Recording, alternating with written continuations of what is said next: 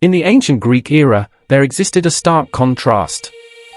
On one hand, you had the valorous gods of Olympus and the learned healers, while on the other hand, there were the slaves who were entirely at the mercy of their masters. Slavery was a pervasive norm in Greek society, rendering slaves utterly powerless.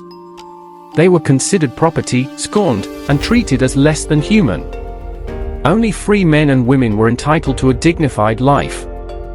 The risk of falling into slavery was high. It included captives, kidnapped individuals, and foreign children who illegally gained Greek citizenship.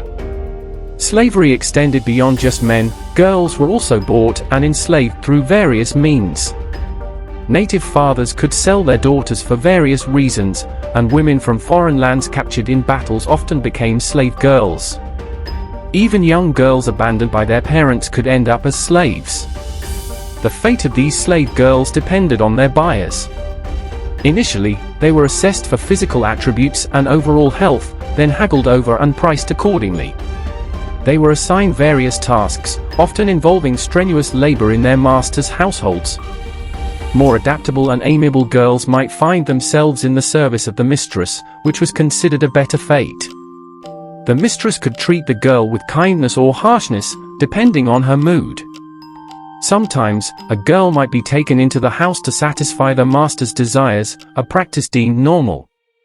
If an elderly master lived in the household, the slave girl was thought to be there for his care. If a young Greek man lived there, the girl's role extended to assisting him with various needs. These girls, called pilak, were subservient to the older man.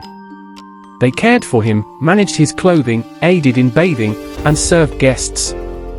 However, their duties were not limited to these tasks. They were obligated to fulfill all of the master's requirements and provide the same services to any guest. These services to guests were not provided for free. Greeks could not afford such extravagance. The payment for a girl's services was either fixed as a certain tax or arranged through an auction. If a girl possessed beauty, intelligence, or musical talent, the price for her companionship could skyrocket. Some institutions specialized in training slave girls for specific services, and the costs were strictly regulated.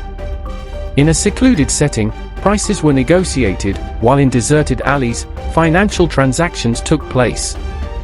All the money these girls earned went to their hostess. They had no right to personal possessions.